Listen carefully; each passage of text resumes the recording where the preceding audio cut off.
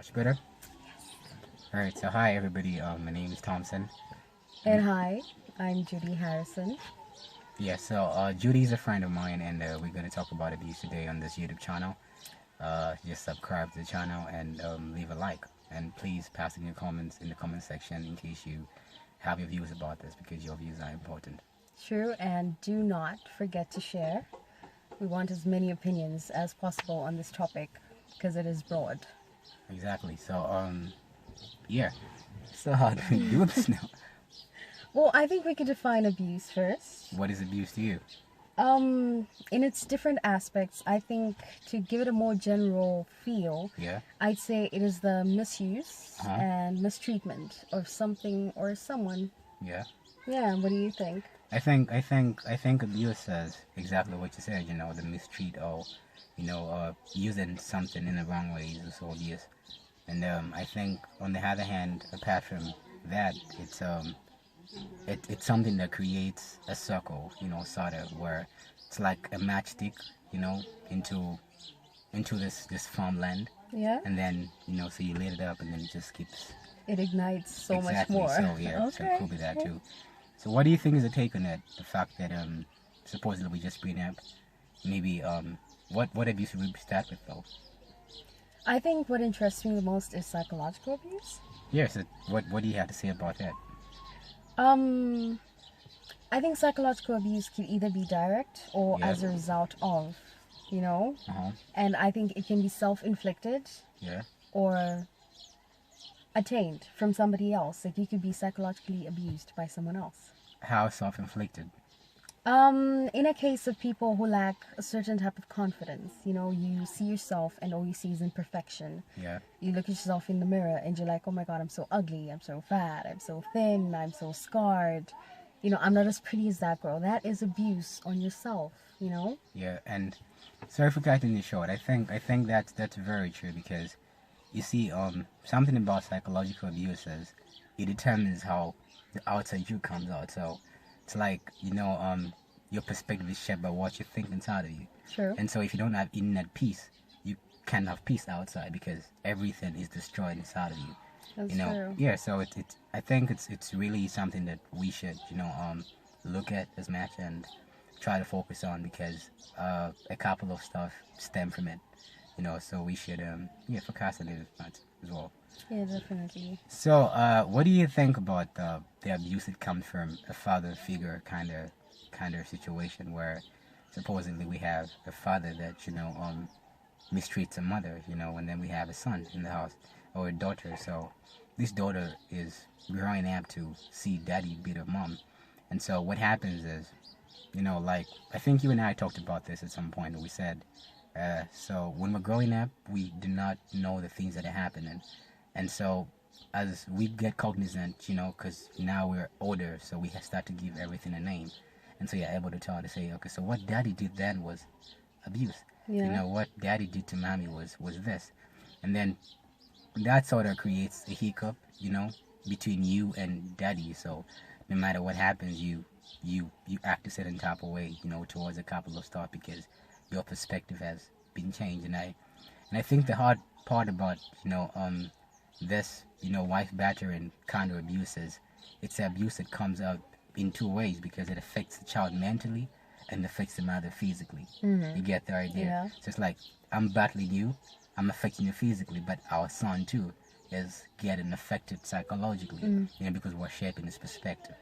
So yeah, that's what I have to say about this. What do you think about it?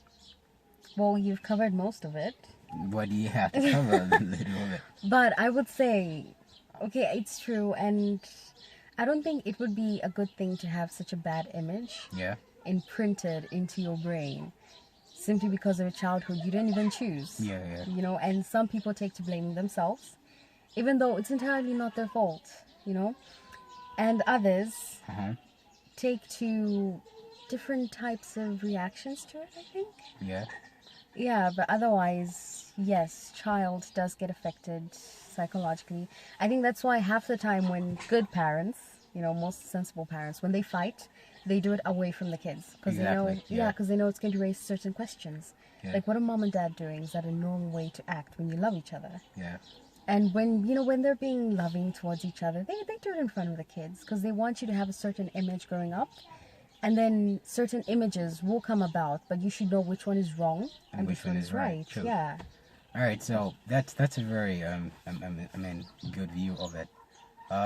What do you think of the abuse that comes off that's with the sexual part of things, supposedly in a relationship, where it's your boyfriend sort of, so it's I think the narrative usually is if you are dating somebody, you have the right to do anything with them, so you could sleep with them whenever you wanted, like what do you think about that as well? Do you think it's something that, should be looked at, and why do you think people are so ignorant of it? Like people don't speak of it, and I think the hardest part about this is the fact that, when you are being abused, the people that are being afflicted don't know they're being afflicted, and maybe somewhat the afflicted don't know they're being they've been, like afflicted towards the people that they're afflicting as well. So, yeah, like what do you think about that? Okay, well, firstly, I want to say, a relationship shouldn't be sort of like a dictate. Yeah. But then these days, people take to conforming to social norms. Like you can't be dating and not have sex. And so when one of the partners, unfortunately usually male, take to having this More usually male. Oh, I'm sorry. Not to be sexist. Oh yeah, okay, no, or I'm anything. good. But come on, it's kind of hard for a girl to rape, a Huh? guy. You sure? You sure about that? Excluding younger males, that is. No, but even we can get raped. You think I could take advantage of you? Yeah, you could. Oh, God. You would. Okay, okay. I will retrace my statement. Yeah. I will retrace it. Okay. And I will say, okay, I will not say which majority sex does what to which sex. Yeah, let's do that. Yeah, let's call it an equal playing field. Yes. Yeah. Is that better? Yeah, sure. Let's do it. I mean, okay. No, I mean you could stick to the male because I think, in as much as the rape might be there too, but it's not as rampant as it is when it comes to the male side of things. It's like males usually do it. Females are more trained when it comes to the idea of rape. So yeah, I think I grant you that. Okay, now that he agrees with me, I feel totally bad about it. Because I feel like when a male is abused, they don't come out about it. Not even to their closest friends. Yeah, maybe because the idea of masculinity is, you're supposed to be strong. And Exactly, don't like get raped you have the upper hand. Yeah, but I feel there are males that are being abused out there, and it's very true. Some wives are very abusive, True. and some girlfriends too are very abusive. And I think this is what's really not looked at as much, because when we look at abuse, it's just usually centered on the female species, and Yes. just the females that get affected. But then males too, like we too get affected by this, because and I think it's really hard because we can't come out in the open, so you have to suffer with it. And I think this is why males are more suicidal than females, statistically. Is that so? Yeah. I did not know that. Have you ever been suicidal? Actually, I think everyone at some point, unless you're a very happy person, has been slightly suicidal. But I can guarantee you that if we go to Mel and we ask them, though, they've been more suicidal than you, so you many times. we just get, yeah. Okay. So basically that too. So yeah, I mean you could continue with what you were saying.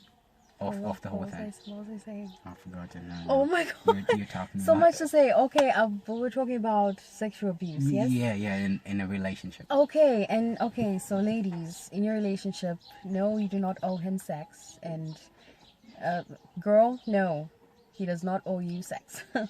I think sex should be a mutual decision. It's supposed to bring you closer. It ties you more like spiritually and just mentally. You gain a connection that's beyond physical in a way, because certain senses, you start to sense when your partner's close by, and it may seem surreal, a fairy tale maybe, but it could happen. It happens. People join together in a deeper way when they choose to have coitus. But if we make it such an object, casual sex or forced sex in this case, it takes away from the beauty of it. You know, you get scarred as to how you view having sex. You know, you're too quiet. What are your views? No, like I was actually getting that, and Yeah? it was good, to be honest. Yeah, so like you put it, you don't. I think the fact that we expect this from people is what's really hard about it, and I think it's what normalizes things because you are not cognizant of what you're supposed to do. It's like, so you're a female, and you don't know that you're not supposed to give him everything he asks of you because you don't owe him that. Yeah. You get the point. You give in to whatever he asks because he's asked, and you don't know what you were supposed to do. So it's like you don't know, so you do whatever comes your way. You get the point. So I think like you put it, like the females too need to understand the fact that this is what I am, and this is not what I have to give. I have to give this if we agree on these grounds. Yeah. And that way things are way better compared to the idea of just you having to know anything, because that way you would settle for anything. So, yeah. And there you have a male's perspective. Yeah, so that's what I think. Okay. Okay, so maybe let's sum this up with what would close down with the abuse with, like what would you have to say to close down on the whole abuse thing?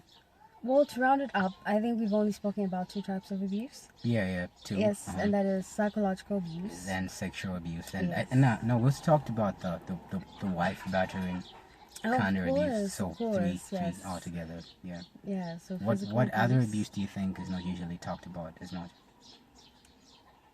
That's a tough one. It is? I think so. Why don't you give me your view? I don't know, so I asked you. Really? Yeah. Yeah. So which one do you think? Because I think usually the physical part of things is usually it's none, and Yeah, at least it's attended to Mm-hmm. most of the time. Like you are assaulted, so you're just gonna go to report it, But True.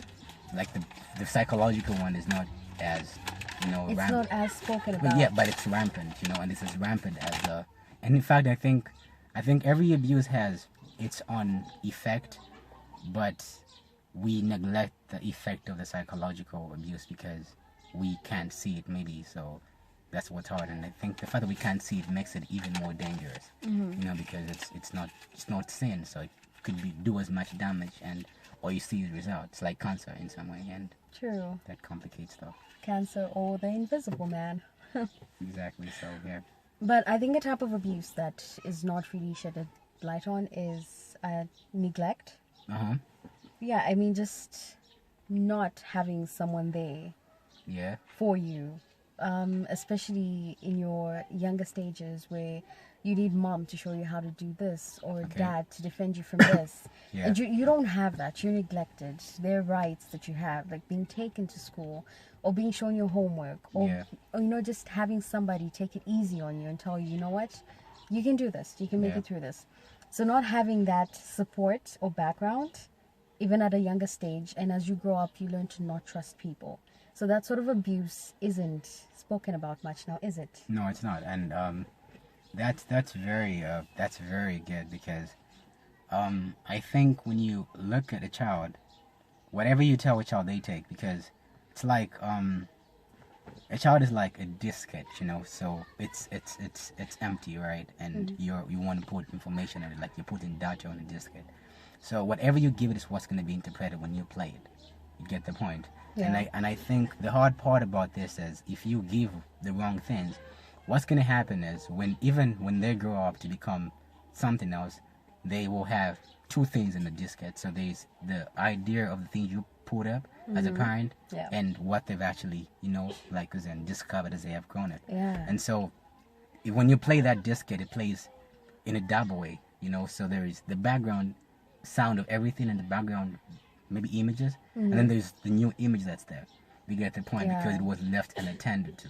And so I think parents too, I think for the future generation, which is you and I, Yeah. as we're growing up, we need to understand the fact that we have a huge role to play, and there's keys that we are about to have. Yeah, and true. and we need to as much try to paint a good image of what happens, and give them a good thing that they need to stand up to when they get old, because it's all us sometimes, Mm, you know, true. and we need to like really really be different. We really do. Yeah, so I think that's what I had to say on it. Yeah, Yeah, I think we should close this down. we should close it down. All right, so that was Judy and me. Uh, yes, to subscribe to the channel. Judy said you should share it too, and leave your comments. And yeah, thank you very much, Judy and Thompson. So we can cancel it. How do you even cancel right here? This is 15 Yeah.